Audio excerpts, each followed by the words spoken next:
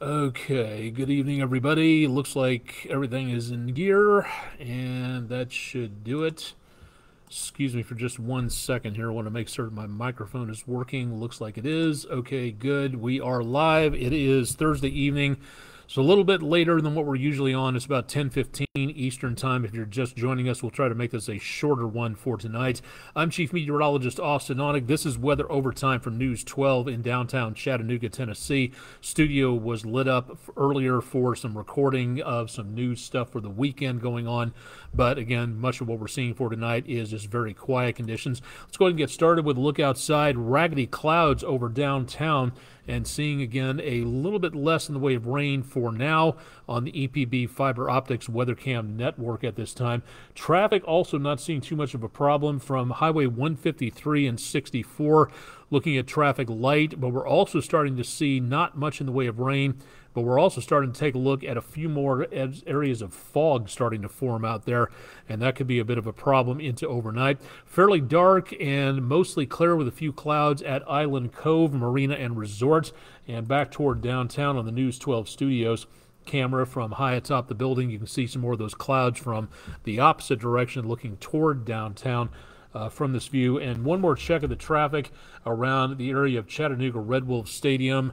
Interstates 75 and 59 got a lot of rain on the camera lens and a lot of spray being kicked up by the vehicles out there, so could be some slick travel, so slow it down. Temperatures are way below where they should be for this time of the year, back into the mid to upper 60s or so. So again, enjoy the weather while it's a little bit cooler. Temperatures today did not even make the upper 70s. We were 15 degrees below normal. Record high last setback in 1988 of 100 degrees, and 4 years after that, a record low of 51. We did manage to pick up 2 inches of rainfall today. That's great news because we again are now seeing a surplus for the month, where 24 hours ago we had a deficit, and for the year we've knocked down a lot of that deficit, but we still have over 1.25 inches to get back in the rain gauge before we get back into positive territory where we should be.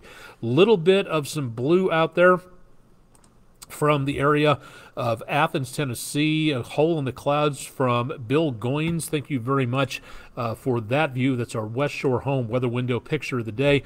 Got pictures? Drop them to our Facebook, Twitter, or Instagram pages, or just email us the details at pictures@wdef.com. Great opportunity to get your photography out there in front of everybody, but we can't show it unless you send it in. So please remember to get that done at some point in time.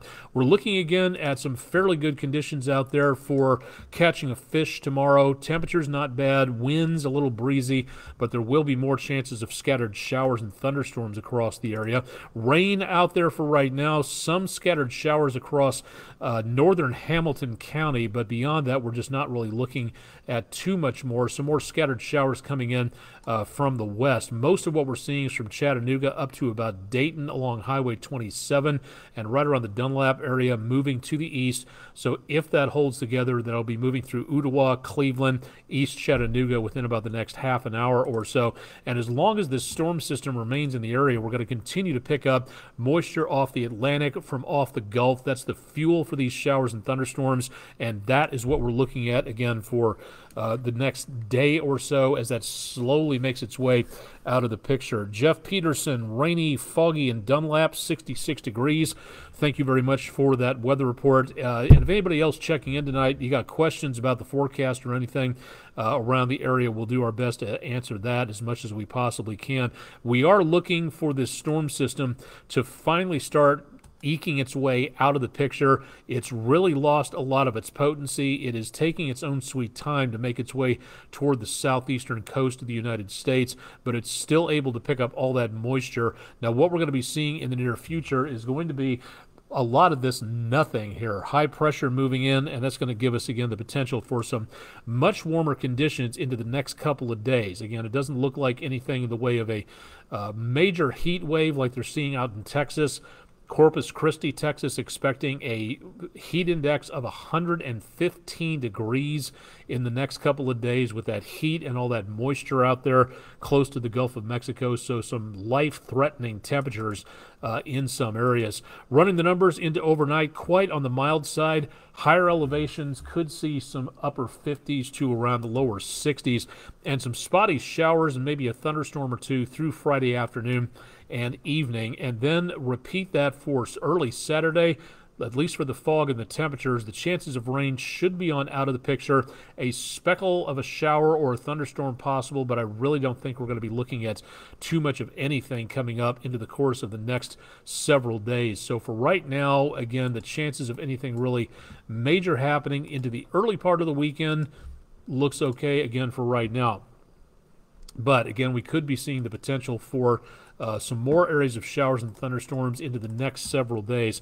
We'll get to that coming up here in just a little bit. Right now I want to talk about the 7-day forecast, which again is going to show more on the potential of rainfall Sunday night into Monday. And temperatures, again, with that extra sunshine, are going to be going up. This is where we should be for this time of the year, and that's what we're heading into the next few days. So numbers quite on the warm side, very close to normal. Not exactly looking at any cool weather anytime soon. Matter of fact, Saturday morning, if we make the lower 60s, that's as cool as it gets for the next several days when it cools off overnight, and we're just not looking at too much of anything really happening in the way of crisp and nice temperatures. We've kind of left that behind in the last couple of days as we've gone into the summer season, so expecting that more than anything else coming our direction. This is National Lightning Safety Awareness Week, a good time to familiarize yourself with good practice when it comes to lightning safety and finding, again, a good place to be where there's lightning around. Today's topic for Thursday is outdoor activities and lightning. As we saw from Red Rocks just a couple of days ago, yesterday in fact, with that massive thunderstorm that rolled through with baseball-sized hail coming down on some of the concert goers out there.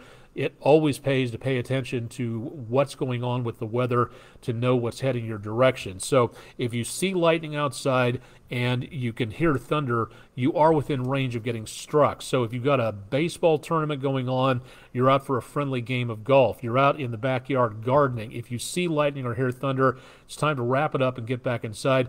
Concerts, sporting events, anything outdoors should have a designated person whose job it is to keep an eye on what's going on with the weather.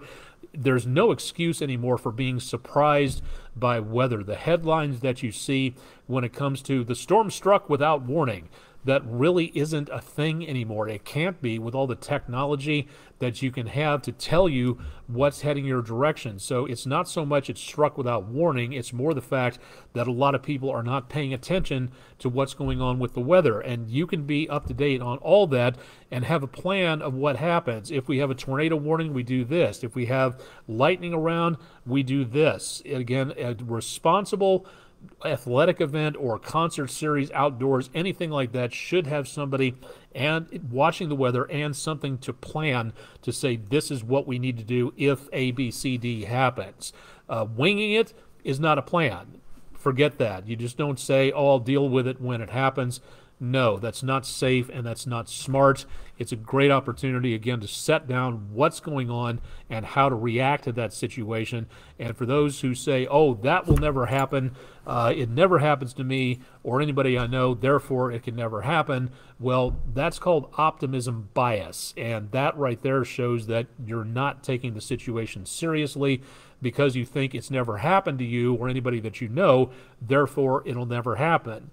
To quote Neil deGrasse Tyson, again, in a way, in paralleling this, it's like taking a cup full of ocean water and saying there are no whales in this cup, therefore there are no whales out in the ocean. You really do yourself a disservice by making certain that you're not protecting yourself by saying, I don't have to worry about it. You do have to worry about it. It is something to really take it easy on there for right now and to make sure that you are planning ahead for it. Again, this is nothing to get worried over. This is nothing to panic over. Never a time for panic, always a time for planning and common sense. That right there is just one of the best things you can possibly do on that. I'll show you the website about where to take a look for more about that, and it's posted on my social media channels for now.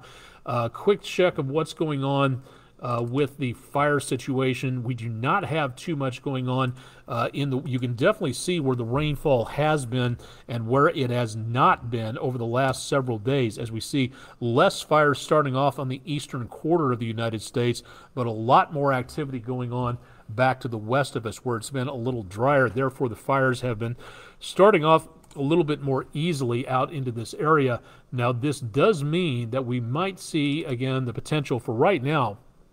Things are looking very good as we see little, if anything, in the way of smoke problems, and therefore not too much to worry about in the way of air quality. But as we get into the next couple of days, it is possible, with the circulation pattern shaping up, that we could be looking again at the possibility of getting some more smoke coming down our direction and moving into the area in about the next 1 to 2 days, somewhere in there, and that could be affecting our air quality as we watch for that potential to head our direction. So for right now, it's not bad, but for the next few days, we could be looking at some changes taking place. No question about that. Severe weather chances all the way back off to our west into around the Red River Valley for the rest of the evening tonight. And for us, a generic threat of thunderstorms tonight, but that starts to peel off to the east of us for Friday. And then we get this sort of pocket of no weather coming through for Saturday, like we showed you on the 7-day forecast. So not looking entirely terrible there. But we'll keep our eyes on anything that really does begin to form up relatively soon out across the area. Let's take a look and see what's going on out into the Atlantic Ocean. We've got Tropical Storm Brett, winds just below hurricane strength, but it looks like as this peels its way into the Caribbean and eventually making a beeline for Central America, this will only be a tropical storm. So good news on that. Tropical Depression number 4, just below tropical storm strength. If this forms into a tropical storm, if it gets stronger, this will be the C-named storm this year, Tropical Storm Cindy. And this one looks like it might curve its way up toward Bermuda. And as of right now, we're not seeing anything in the way of anything developing off the coast of the United States or off the coast of Florida heading our way anytime soon. So very good news on that. Again, for Brett over here by the Leeward Islands, we've got Tropical Depression number 4 all the way over toward the mid-Atlantic. And then occasionally let me put this into motion here real quick. We do have some waves coming in off of Africa, but it doesn't look like a lot for right now. So hopefully, again, it stays that way over the course of the next couple of days. We'll be keeping a close eye on this, so stay tuned for more on that as we get into the thick of hurricane season. We've only been in hurricane season now for about 2/3 of a month, and that's it. So we could really use a little bit more practice as to what's going on and keeping an eye on things. So keep it tuned to News 12, and we'll let you know more about that. Don't forget that this weekend is Field Day. If you'd like to know more about amateur radio, keep an eye out around the area, and you might be able to see where some clubs are setting up. It's a contest by amateur radio operators and clubs to contact as many other operators and clubs around the world, and they set up in the field, out in public, because during a disaster, that might be the best place to set up at, to be clear of debris if there's a tornado or a hurricane, God forbid a terrorist attack, something like that. This is how amateur radio operators practice when it comes to making certain they know what needs to be done and shoring up any possible problems before they occur when they're operating off of generators in the field or solar power or things like that. So if you'd like to know more, ARRL.org, that's the American Radio Relay League, and stop by and ask questions. It's a great hobby. I wish I had gotten my amateur radio license a lot earlier than I did. I got mine back in 2000 from the Delta Amateur Radio Club in Bartlett, Tennessee. I really wish I had gotten my license when I was a kid. It'd be so much more fun having that much more experience on there. You don't have to know Morse code. There's only 3 levels instead of 6. There used to be 6, now there's 3. And again, you don't need to know Morse code for this, but it is a cool thing to know for emergency purposes on there. So if you'd like to know more about this, head to my websites and my social media pages. I've got the graphic buried in here someplace. Let's see what we got here. There we go. You can find me out there on social media, just about any place out there, so please give us a buzz on that. Also have to say to the teachers and the administrators out there who are looking to get set up, maybe there's a summer camp, vacation, Bible school you'd like to have us around to come out and talk to your groups about weather safety, emergency communications, things like that. And we would love to be able to do that. But if you'd like to know more about it, please go to our website, wdef.com/weather, and you can find out more on our Food City Weather in the Classroom program. So give us a shout. Let's set up a date and a time. Let us know what grade level we're talking to. If there's any special subject matter you'd like to have us chat about, please let us know more about that, and we'll give you a buzz, and we'll get in contact at some point in time. From the Food City Certified Angus Beef Grill Cast, showing, again, temperatures over the next few days on the rise. So it's going to be very hot by the time we work our way into Sunday evening, and then we see the possibility of more thunderstorms coming through into Monday. Isolated activity for Friday, not a great deal of activity, but it still will be possible. So through Saturday, that looks to be about your best time to get out and hit the grill before you do too much out there. Jeff Peterson, indirectly struck by lightning. Yeah, I can definitely believe that on there, hearing about getting struck by lightning that far away. There are some terrifying videos out there and pictures about seeing people getting struck by lightning indirectly from that soccer pitch over in Kenya, I think it was. That was a terrifying video there, and lightning striking just about any place on that. So glad to hear you're okay on that. Again, this is something, again, to really pay attention to for the summer months. You hear thunder, you see lightning, you are within range of getting struck. Get to safety. That's the basic bottom line on stuff like that. Play it safe. You're not going to be considered anything in the way of weak or something by getting out of the situation and into a sturdy building. It's really a matter of safety. It's a way of teaching kids how to be a good leader and how to make good decisions, to say, let's just err on the side of caution. You don't want to be out there daring a thunderstorm.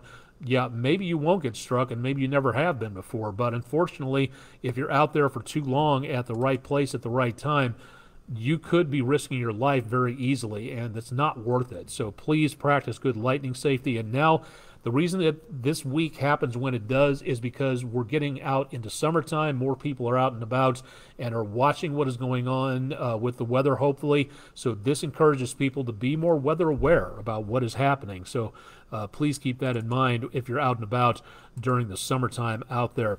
That's pretty much all we can pack into one show. We'll watch the tropics very easily for you. Again, keep it tuned to News 12 on all my social media channels. Questions, concerns, ideas, please give me a buzz at our website, wdef.com/weather. Yes, when thunder roars, go indoors. Jeff Peterson, that's a very, I don't care if people think that it's a silly poem. If it saves people's lives, I'm all for it. So again, that's something to really consider on that. I'll be on with Andrew Harrison here in about a half an hour. News at 11 for that. Chip Chapman has your forecast bright and early on Friday morning, so stay tuned for more there. Especially tonight, I want to mention there is the possibility of some dense fog coming our direction. So if you're out and about into tomorrow morning, please consider that. Let me show you that real quick. If I have that here someplace, because by tomorrow we could be looking at visibilities rather on the low side, and this is something that you want to pay attention to as you get up and get going in the morning, because fog can cause a decent amount of delays out there. So watch what's going on and tune in for more with Chip Chapman's forecast. He'll have a great deal more for you coming up as we go into very early tomorrow morning. I'm Chief Meteorologist Austin Onek. Thanks for joining us for Weather Overtime for Thursday evening. We'll have more coming up with you tomorrow night as well on Weather Overtime, and of course I'll have more coming up on News 12 at 11. Thanks for joining us. Stay safe and stay tuned to News 12 for more information on air and online.